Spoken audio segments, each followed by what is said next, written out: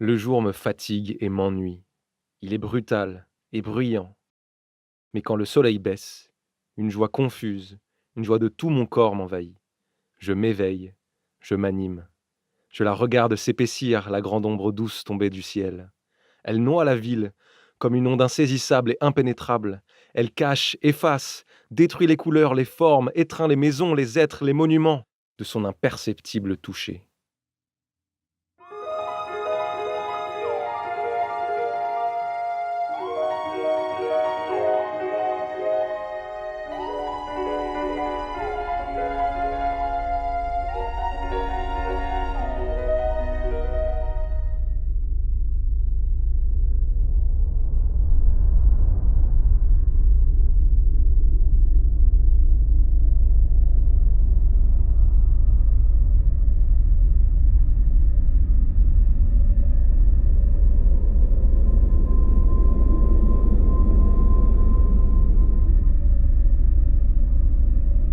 Un tiers de l'humanité ne voit plus la Voie lactée.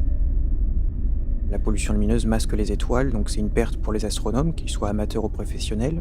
Et c'est une perte aussi pour tout citoyen, tout être humain qui n'a plus accès à l'univers, puisque voir le ciel étoilé, c'est aussi un moyen de se questionner sur notre place dans l'univers. C'est un support philosophique.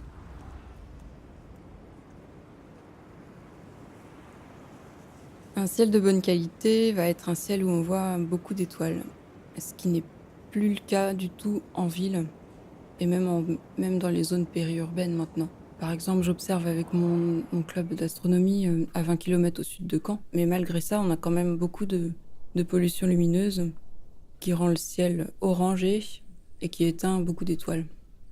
On éclaire beaucoup trop les villes et ça sert à rien d'éclairer toute la nuit des enseignes publicitaires de magasins, des rues entières complètement désertes éclairées toute la nuit, ça n'a pas d'intérêt.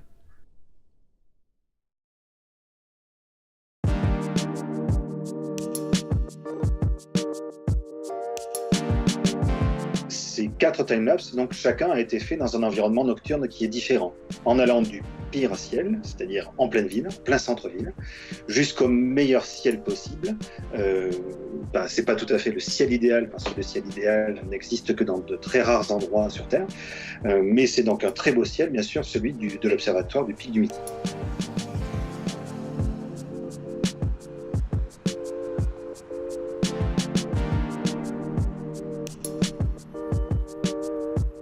Donc on démarre en fin d'après-midi, le soleil se couche, donc on peut voir l'environnement selon chaque site.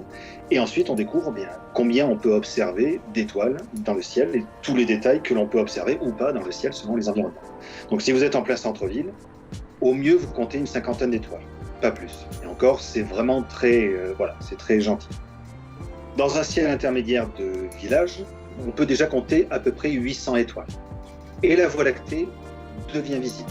Et ensuite, ciel de moyenne montagne, là on peut compter 2000 à 2500 étoiles, si on est patient. Et là on observe très bien la Voie lactée. Et le pic, alors le pic c'est un cas particulier, parce que vous avez un ciel de très haute altitude, 3000 mètres. Donc ça veut dire que là, en fait, la transparence du ciel est largement au-dessus de tout ce qu'on peut avoir en dessous en fait, de cette altitude-là.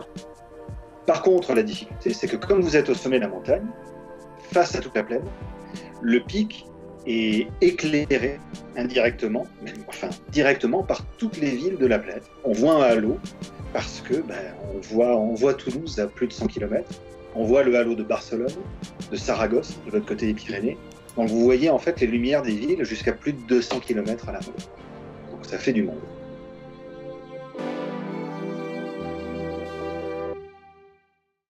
Il y a vraiment une dimension très forte psychologique et culturelle entre la lumière d'un côté et l'obscurité de l'autre. Et donc, je me suis dit que finalement, est-ce que ce problème de pollution lumineuse, au moins en partie, est-ce qu'il n'est pas dû à ce conflit intérieur qu'on a tous? Donc, il y a un solo qui parle vraiment de ça, où je danse sans lumière, avec uniquement une lampe frontale, donc sur moi, donc une lumière qui est vraiment proche de moi, sur mon corps.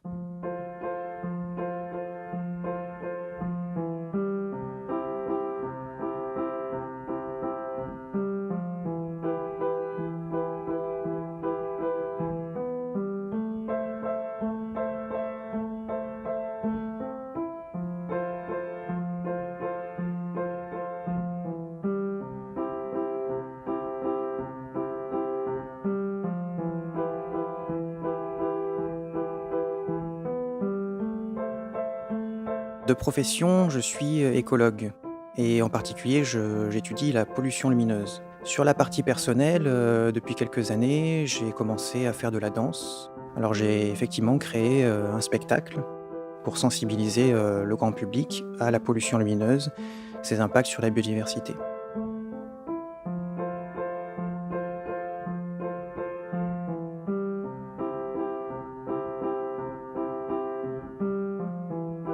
La majorité des animaux sont nocturnes. Ça, c'est quelque chose qui est assez fort, que peu de gens peut-être ont en tête.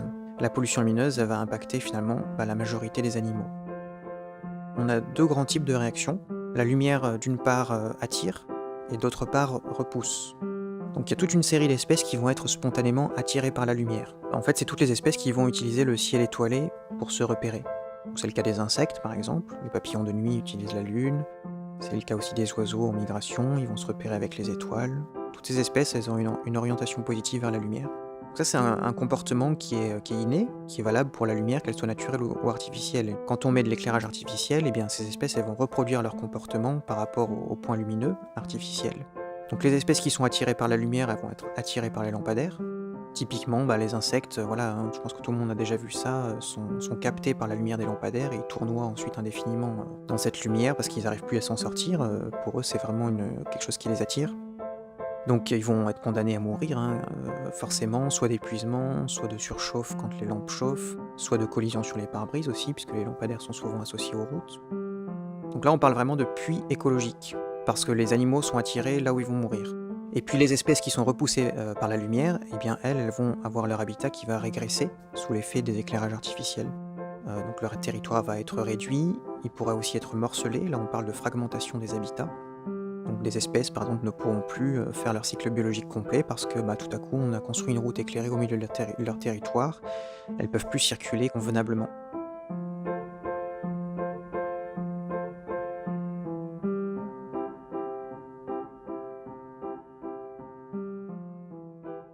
Tout se passe comme si on avait passé un seuil, voilà, il y a trop d'éclairage, effectivement. Alors comment on en est arrivé là? Par des périodes de progrès techniques, technologiques qui nous ont permis d'éclairer toujours plus, notamment je pense à la période d'après-guerre, hein, qui est une période d'étalement urbain massif, où la ville était faite et pensée pour et par l'automobile, et où il fallait faciliter la vitesse automobile dans la ville nocturne. Et période également où l'énergie était relativement peu chère, période de l'électronucléaire pour la France, hein, donc plutôt un surplus d'énergie qu'il fallait évacuer. Et donc finalement, on a installé de l'éclairage. Mais faut pas juger a priori, enfin a posteriori, c'est-à-dire aujourd'hui, les actions d'il y a 60 ans comme étant forcément mal pensées. Si vous voulez, on connaît aujourd'hui les coûts de l'éclairage artificiel, hein, ses effets négatifs, pas seulement les coûts monétaires, mais aussi les coûts écologiques, sanitaires. On ne les connaissait pas il y a 60 ans. La lumière, elle porte en elle cette image d'outil du progrès. Hein, quand l'électrification et l'éclairage public arrivent dans les territoires, c'est le progrès qui arrive dans les territoires. Il faut arriver à montrer aujourd'hui que le progrès, ça n'est pas toujours plus. Ça n'est pas toujours plus de lumière.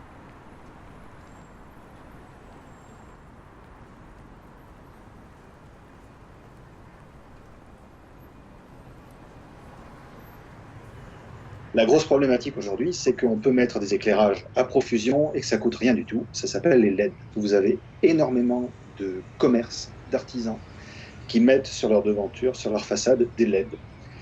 Donc des gros panneaux blancs, de LED blanches qui restent allumés toute la nuit. Voilà, dans les Pyrénées, régulièrement, j'en vois à 3h du matin en rentrant de faire des photos, plus particulièrement dans les environnements un peu plus urbains. Vous avez à 3h du matin l'impression que vous avez 3 camions face à face qui sont en plein phare. Non, c'est juste une boulangerie. Voilà. Et ça, si ça se développe, c'est la fin de la nuit. C'est terminé. Là, il faudra... Je ne sais pas où est-ce qu'on pourra trouver un ciel à peu près correct pour observer les étoiles, observer le ciel profond et faire des photos. L'aspect fondamental qui permet au public ce qu'on appelle le concernement, c'est cette idée de l'extinction d'une expérience de nature. Personne ne peut vous dire un ciel étoilé c'est moche. Au pire, les gens sont indifférents, mais En fait, souvent, les gens, ça les prend, quoi. Ils disent, ah ben ouais, effectivement, je suis allé en montagne, je suis allé dans le désert, j'ai vu un ciel étoilé, quoi. Et chez nous, on voit plus le ciel étoilé. On vit quand même en grande majorité dans des grandes villes où la nature, elle se réduit à l'arbre qu'il y a au coin de la rue et au pied duquel on fait pisser le chien le soir, quoi. Et ça, les gens s'en rendent compte. Ils disent, ah oui, donc il y a un besoin de reconnexion avec la nature. Et le ciel étoilé, l'expérience du ciel étoilé et de l'émerveillement de voir un ciel étoilé, je pense une porte d'entrée très, très, très puissante.